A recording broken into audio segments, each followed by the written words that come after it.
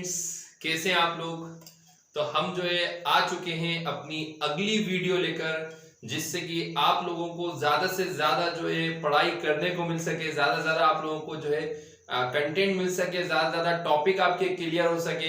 जैसे कि आपने पिछली वीडियो को बहुत ज्यादा जो है सपोर्ट किया, बहुत ज्यादा जो है चैनल को भी सपोर्ट किया, तो हम आपसे उम्मीद करते हैं कि आप आगे भी इसी तरीके से जो है अपने चैनल को सपोर्ट करते रहेंगे। तो इस चैनल को अगर अभी तक आपने सब्सक्राइब नहीं किया है, ठीक है, तो सबसे पहले जो है सब्सक्राइब करें, ताकि आपको अगली वीडियो जो हमारी आने वाली है वो जल्द से जल्द मिल पाए। और कुछ जो स्टूडेंट्स हमारे ऐसे हैं जो कभी जो है पढ़ने नहीं जा पाते या फिर किसी वजह से पढ़ाई नहीं कर पाते, कुछ स्टूडेंट के साथ बहुत ज्यादा कुछ घरेलू दिक्कतें होती हैं, कुछ ऐसी प्रॉब्लम्स होती हैं जिसकी वजह से वो पढ़ाई नहीं कर पाते।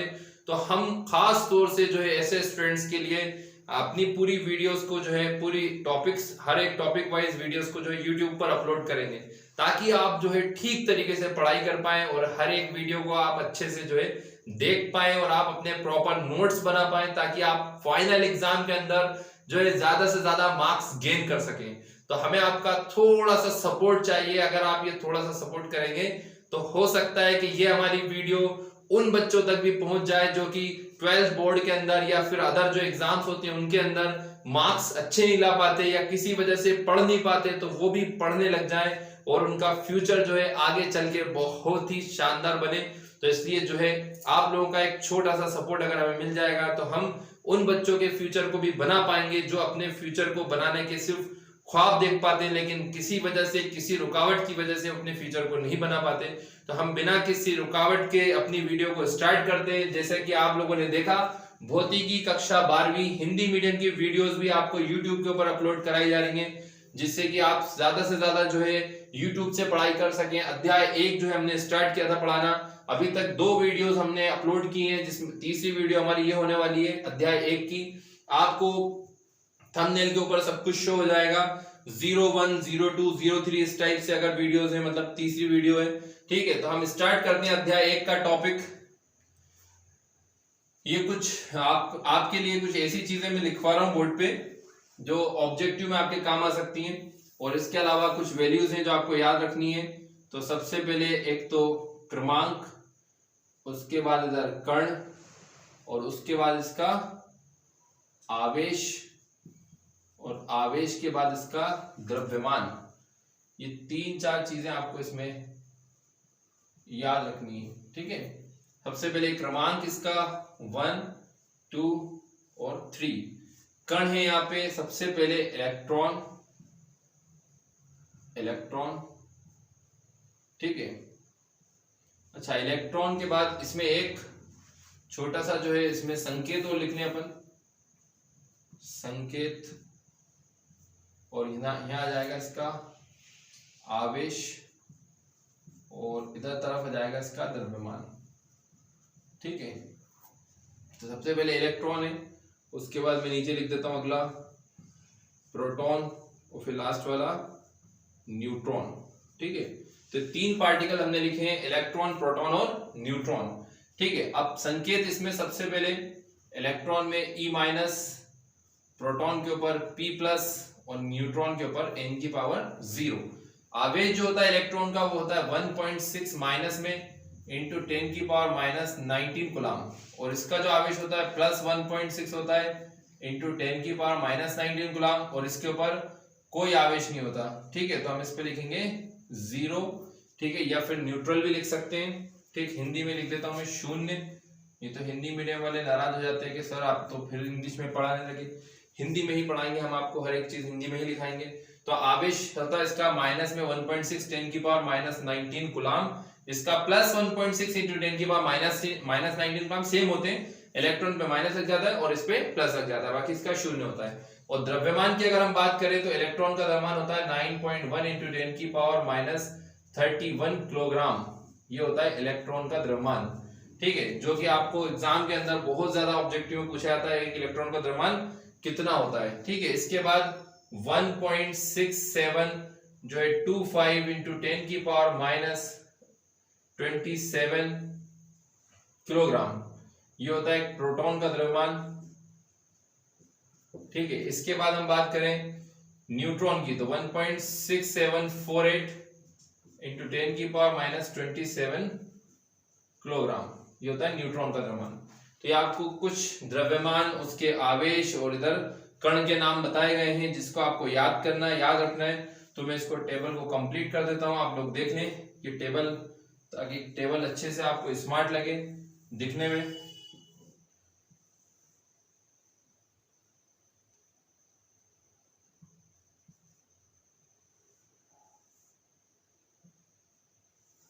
ठीक है, तो ये आप लोग जो है टेबल देख लें, और अगर इसमें आपको कोई डाउट हो, कोई प्रॉब्लम, तो आप पूछ सकते हैं। बाकी इसका स्क्रीनशॉट ले लें,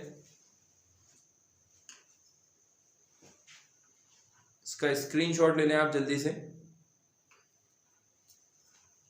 ठीक है, ले लिया स्क्रीनशॉट, स्क्रीनशॉट ले लिया आपने। ठीक है, तो हम आगे बढ़ाते हैं अपनी वीडियो को।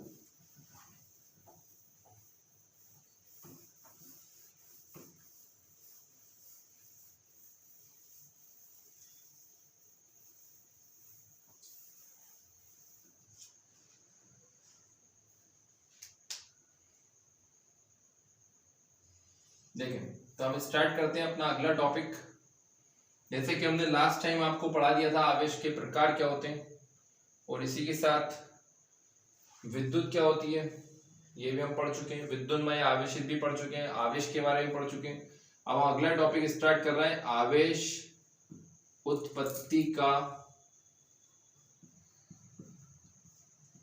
आवेश उत्पत्ति का इलेक्ट्रॉनिक सिद्धांत, आवेश उत्पत्ति का इलेक्ट्रॉनिक सिद्धांत, ये हम अगला टॉपिक हमारा स्टार्ट कर रहे हैं। आवेश उत्पत्ति का इलेक्ट्रॉनिक सिद्धांत बहुत सिंपल है, बट इसके अंदर से क्या है, ऑब्जेक्टिव बहुत ज्यादा बनते हैं, तो इसलिए थोड़ा इसको अच्छे से समझना पड़ता है, अच्छे से देखना पड़ता है। आप लोगों को समझ में आ जाएगा, ध्यान से देखें। सबसे पहले हम बात करते हैं, जो पदार्थ होता है वो काय से मिलके बनता है ना। पदार्थ क्या है, पदार्थ वो होता है जिसमें द्रव्यमान होता है, जो स्थान गिरता है उसे हम पदार्थ बोलते हैं। पदार्थ जो होता है, ठीक है, वो मिलके बनता है काय से, अणु से, और जो अणु है वो काय से मिलके बनते हैं, परमाणु से। ठीक है, सबसे बड़ा कौन है इसमें, पदार्थ, उसके बाद कौन है, अणु, और उसके बाद कौन है, परमाणु। तो पदार्थ मिलके बनता है अणु से, और अणु मिलके बनते हैं परमाणु से। अब परमाणु किस टाइप का होता है मैं आपको बता देता हूं। इस टाइप का जो है कल्पना की गई है परमाणु की, ठीक है, अलग अलग जो है साइंटिस्ट के अलग अलग विचार हैं। तो यहाँ पे पदार्थ मिलके बना है अणु से, और अणु का ऐसे मिलके बना है परमाणु से। परमाणु का जो समस्त भार होता है वो उसके केंद्रीय भाग में होता है, इसके अंदर, जिसे हम कहते हैं नाभिक। इसे क्या कहा जाता है, नाभिक कहा जाता है। आ रही बात समझ में। सबसे पहले तो आप ये ध्यान रखें हम क्या समझ रहे हैं, हम समझ रहे हैं आवेश उत्पत्ति का इलेक्ट्रॉनिक सिद्धांत। तो पदार्थ मिलके बना है अणु से, अणु मिलके बने परमाणु से। परमाणु का जो पूरा भार है, पूरा वजन है, समस्त भार, वो उसके केंद्रीय भाग में, जिसे हम बोलते हैं नाभिक। नाभिक के अंदर जो दो प्रकार के कण होते हैं, एक तो होता है प्रोटॉन और एक क्या होता है, न्यूट्रॉन। नाभिक में दो प्रकार के कण पाए जाते हैं, एक प्रोटॉन एक न्यूट्रॉन। प्रोटॉन धनावेशित होता है और न्यूट्रॉन पर कोई आवेश नहीं होता है। अभी थोड़ी देर पहले भी हमने समझा है, न्यूट्रॉन पर कोई आवेश नहीं होता है। अच्छा, इसके चारों तरफ, इसके चारों ओर विभिन्न स्थिर कक्षाएं होती हैं। इसके चारों ओर क्या होती हैं, विभिन्न स्थिर कक्षाएं। इसके अंदर इलेक्ट्रॉन चक्कर लगाते हैं। इसके चारों तरफ कौन सी कक्षाएं होती हैं, विभिन्न स्थिर कक्षाएं। मैं नाम लिखता हूं इसका। इसके चारों तरफ होती हैं विभिन्न स्थिर कक्षाएं। इसके चारों तरफ पाई जाती हैं विभिन्न स्थिर कक्षाएं, जिसके अंदर कौन चक्कर लगाते हैं, इलेक्ट्रॉन। इलेक्ट्रॉन इसमें ऐसे घूमते रहते हैं, ऐसे इलेक्ट्रॉन इसके अंदर घूमते रहते हैं। तो ध्यान से देखें एक बार, और पदार्थ काय से मिलके बनता है, अणु से, और अणु काय से मिलके बनते हैं, परमाणु से। परमाणु का जो समस्त भार होता है, पूरा वजन होता है, वो कहां होता है, उसके केंद्रीय भाग में, जिसे क्या बोला जाता है, नाभिक। नाभिक में दो प्रकार के कण पाए जाते हैं, एक प्रोटॉन एक न्यूट्रॉन। प्रोटॉन धनावेशित होता है, न्यूट्रॉन पे कोई आवेश नहीं होता है। नाभिक के चारों तरफ इसमें होती है विभिन्न स्थिर कक्षाएं, मैंने लिख भी रखा है, ये अलग अलग कक्षाएं होती हैं, जिसके अंदर कौन चक्कर लगाता है, इलेक्ट्रॉन्स। और इलेक्ट्रॉन्स पे कौन सा चार्ज होता है, इलेक्ट्रॉन पे कौन सा आवेश होता है, ऋणावेश। ये तो आपको पता है, ठीक है, इलेक्ट्रॉन पर ऋणावेश होता है। अच्छा, इसके बाद इस पूरे परमाणु के अंदर जितने प्रोटॉन होते हैं उतने ही क्या होते हैं, इलेक्ट्रॉन। ठीक है, जितने प्रोटॉन होते हैं उतने ही क्या होते हैं, इलेक्ट्रॉन। अगर पूरे परमाणु में 50 प्रोटॉन है तो इलेक्ट्रॉन भी कितने होंगे, 50 होंगे। अगर पूरे परमाणु में 100 प्रोटॉन है तो इलेक्ट्रॉन भी कितने होंगे, 100 होंगे। अगर पूरे परमाणु में 150 प्रोटॉन है तो पूरे इलेक्ट्रॉन भी 150, 150 ही होंगे। अगर इधर 150 है तो इधर भी 150 आएगा। मतलब जितना प्रोटॉन उतना ही क्या होता है, इलेक्ट्रॉन। तो जितना पॉजिटिव चार्ज होता है, जितना धनावेश होता है, उतना ही क्या होता है, ऋणावेश भी होता है। आ रही बात समझ में? जितने प्रोटॉन है उतने इलेक्ट्रॉन है, तो जितना धनावेश उतना ही क्या होगा, ऋणावेश होगा। बात समझ में आ रही है? अच्छा, इसके अंदर एक बात और ध्यान रखनी है आपको पूरे ध्यान से, कि जो इलेक्ट्रॉन बिल्कुल नाभिक के पास में होते हैं, जो इलेक्ट्रॉन क्या होते हैं, बिल्कुल नाभिक के पास में, तो वो इलेक्ट्रॉन मजबूती से बंधे रहते हैं, दृढ़ता पूर्वक बंधे रहते हैं। उन्हें हम बोलते हैं बद्ध इलेक्ट्रॉन, क्योंकि बिल्कुल पास में है तो बंधे हुए हैं, और बंधे हैं तो क्या बोलेंगे, बद्ध इलेक्ट्रॉन। बिल्कुल पास में है तो बंधे हैं, बंधे हैं तो क्या बोलेंगे, बद्ध इलेक्ट्रॉन। और जो दूरी पर है, ये जो दूरी पर है, ठीक है, सबसे ज्यादा दूरी पर कौन सा है, ये वाला, के ये वाला, के ये वाला, कौन सा वाला है सबसे ज्यादा दूरी पर, ये वाला, सबसे लास्ट वाला। तो यहाँ पे सबसे कम क्या होता है, आकर्षण बल। और आकर्षण बल कम होने की वजह से ये इलेक्ट्रॉन कहीं भी जा सकता है, ये इलेक्ट्रॉन कहीं भी जाने के लिए स्वतंत्र होता है। तो हम इलेक्ट्रॉन्स को बोलते हैं मुक्त इलेक्ट्रॉन। क्या बोलेंगे इनको, मुक्त इलेक्ट्रॉन। इन इलेक्ट्रॉनों को बोला जाता है मुक्त इलेक्ट्रॉन। समझ में आ रहा है भैया? इन इलेक्ट्रॉन को क्या बोला जाता है, मुक्त इलेक्ट्रॉन। एक बार और सुनिए ध्यान से, फिर से हम इसको रिपीट करते हैं, बस एक बार, छोटा सा ये, ज्यादा बड़ा नहीं, टॉपिक खत्म करेंगे इसको आज हम। प्रत्येक जो पदार्थ है कैसे मिलकर बनता है, अणु से, और अणु कैसे मिलकर बनते हैं, परमाणु से। परमाणु का जो पूरा वजन होता है, पूरा भार होता है, वो कहाँ माना जाता है, उसके केंद्रीय भाग में, जिसे हम क्या कहते हैं, नाभिक। नाभिक में दो प्रकार के कण पाए जाते हैं, प्रोटॉन और न्यूट्रॉन। प्रोटॉन पर पॉजिटिव चार्ज धनावेश होता है और न्यूट्रॉन पर कोई आवेश नहीं होता है। नाभिक के चारों तरफ होती है विभिन्न स्थिर कक्षाएं, जिनके अंदर कौन चक्कर लगाते हैं, इलेक्ट्रॉन, और इन पर कौन सा आवेश होता है, ऋणावेश। पूरे परमाणु में जितने प्रोटॉन होते हैं उतने ही इलेक्ट्रॉन होते हैं, जितना धनावेश होता है उतना ही क्या होता है, ऋणावेश भी होता है। और इसके नाभिक के जो पास में बिल्कुल इलेक्ट्रॉन होता है उसे हम बोलते हैं बद्ध इलेक्ट्रॉन। और जो इलेक्ट्रॉन दूरी पर होता है, जो कहीं भी जाने के लिए स्वतंत्र होता है, उसे हम क्या बोलते हैं, मुक्त इलेक्ट्रॉन। ठीक है। अच्छा, इसके बाद इसमें कुछ ऐसे टॉपिक है, जैसे परमाणु में दो विपरीत प्रकार के कण होते हैं, तो परमाणु पे कौन सा आवेश होता है, तो परमाणु जो विद्युत रूप से उदासीन होता है। ध्यान रखें आप, परमाणु विद्युत रूप से क्या होता है, उदासीन। मैं ये पूरा टॉपिक आपको लिखवाऊंगा, तो आप उसको स्क्रीनशॉट लेके अपनी अपनी कॉपी में जो है लिख सकते हैं।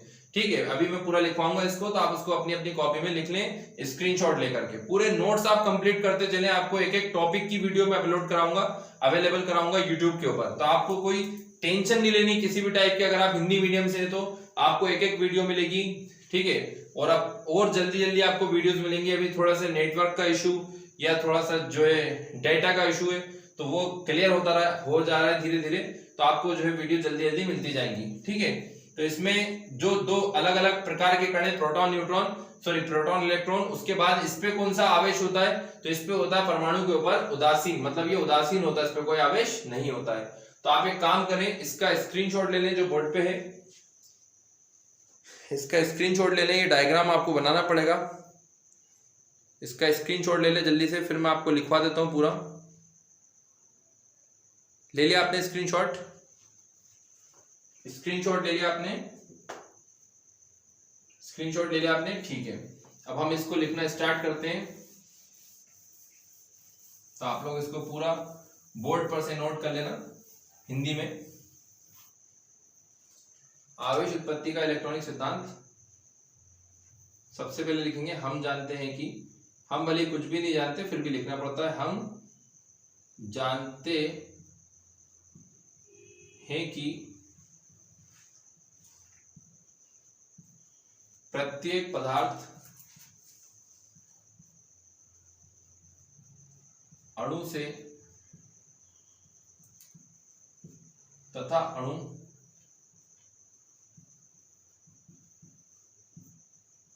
परमाणु से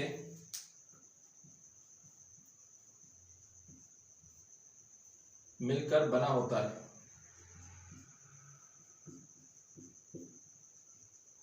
प्रत्येक पदार्थ अणु से तथा अणु परमाणु से मिलकर बना होता है।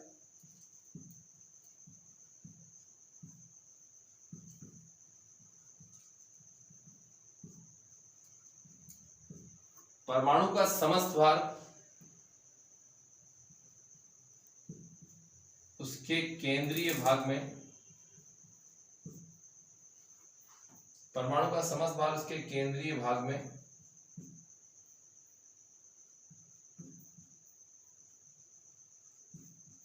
स्थित होता है,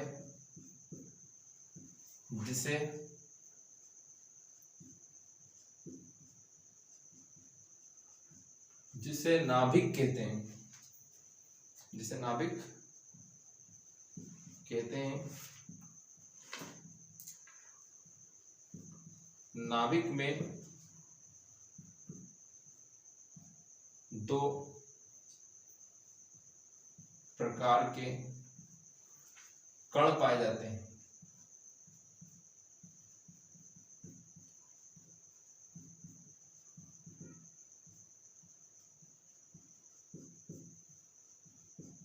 पहला कण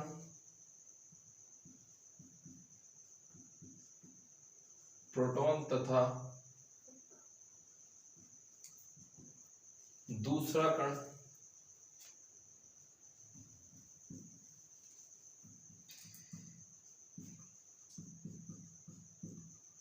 न्यूट्रॉन होता है।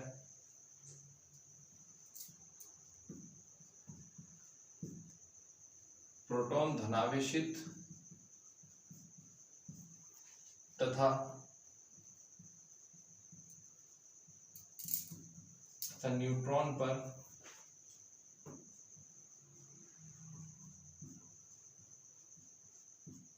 किसी प्रकार का कोई आवेश नहीं पाया जाता है।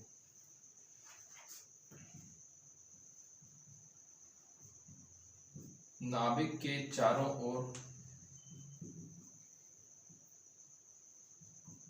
विभिन्न स्थिर कक्षाओं में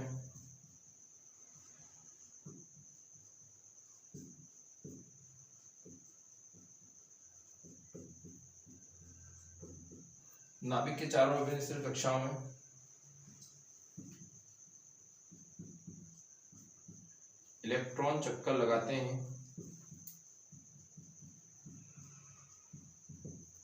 जिन पर ऋणावेश होता है।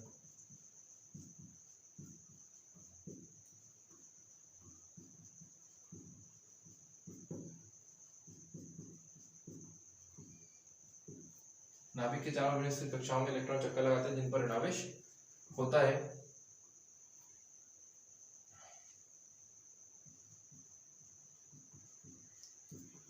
परमाणु में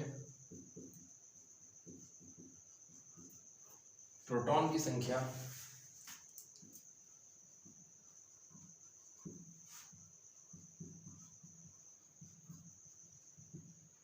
इलेक्ट्रॉन की संख्या के बराबर होती है।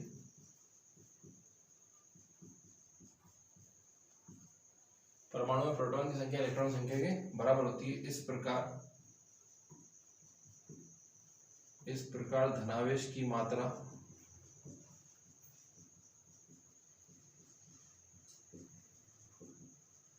ऋणावेश की मात्रा के बराबर होती है।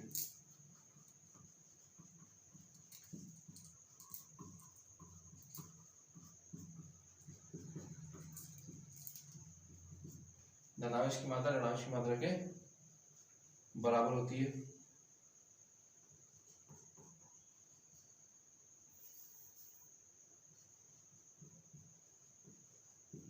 दो इलेक्ट्रॉन नाभिक से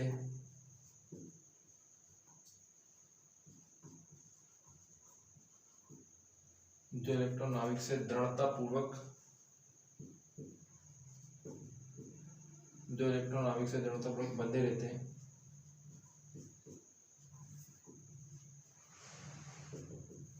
उन्हें बद्ध इलेक्ट्रॉन कहते हैं।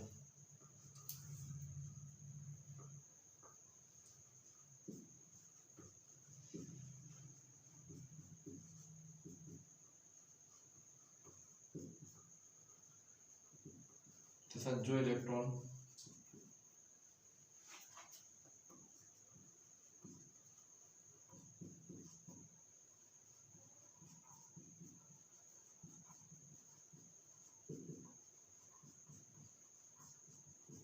जो इलेक्ट्रॉन कहीं भी जाने के लिए, इसको ऐसे लिखेंगे हम, जो इलेक्ट्रॉन अधिक दूरी पर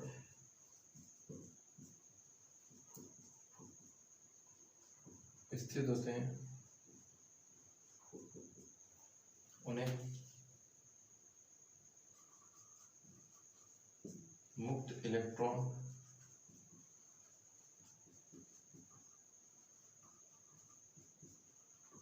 कहते हैं।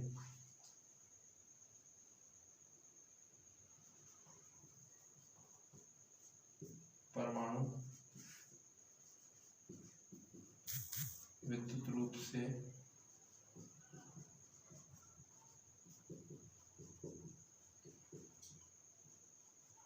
उदासीन होता है।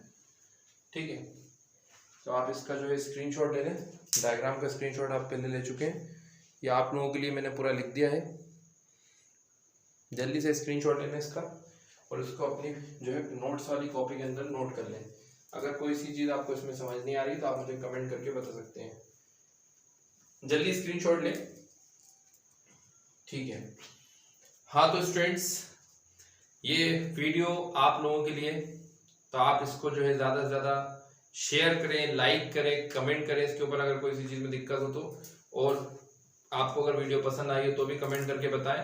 और इसके अलावा ज़्यादा से ज़्यादा चैनल को सब्सक्राइब करें ताकि उन स्टूडेंट्स तक भी ये वीडियो पहुंच जाए जो स्टूडेंट्स इस वीडियो को जो है देखना चाहते हैं या फिर ये टॉपिक को पढ़ना चाहते हैं। तो हम मिलते हैं फिर आपसे अगली वीडियो के साथ जल्द ही, और तब तक के लिए अलविदा, बाय बाय।